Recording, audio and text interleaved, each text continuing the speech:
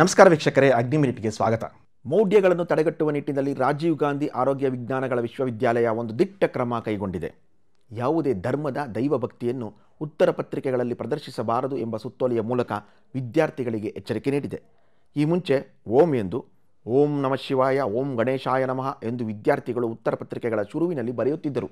ಇದು ಮೌಲ್ಯಮಾಪಕರನ್ನು ಓಲೈಸುವ ತಂತ್ರ. ಹಾಗಾಗಿ ಇದನ್ನು ಪರೀಕ್ಷಾ ಕ್ರಮವೆಂದು ಪರಿಗಣಿಸಲಾಗುತ್ತದೆ. ಇನ್ನು ಮುಂದೆ ಯಾವುದೇ ಚಿಹ್ನೆ, ಸಂಕೇತ ಮತ್ತು ಅನಗತ್ಯ ಪದ ಸಂಖ್ಯೆಗಳ ಬಳಕೆ ಸಲ್ಲದು ಎಂದು registrar doctor M K Ramesh ಎಚ್ಚರಿಸಿದ್ದಾರೆ.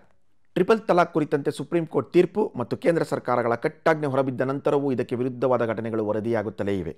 ಸೌದಿ ಅರೇಬಿಯಾದಲ್ಲಿದ್ದ ಚಾಂದ್ ಬಾಬು ಉತ್ತರ ಪ್ರದೇಶದಲ್ಲಿರುವ ಪತ್ನಿ ನೂರಿಗೆ ಬರೀ ಒಂದು ಫೋನ್ ಕರೆ ಮಾಡಿ ತಲಾಕ್ ನೀಡಿದ್ದಾನೆ.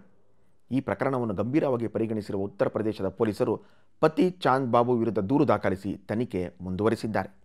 ಇವಿಷ್ಟು ಸದ್ಯದ ಸುದ್ದಿ. ಮತ್ತಷ್ಟು ಸುದ್ದಿಗಾಗಿ ವೀಕ್ಷಿಸಿ ಅಗ್ನಿ ಯೂಟ್ಯೂಬ್ ಚಾನಲ್. ನಮಸ್ಕಾರ.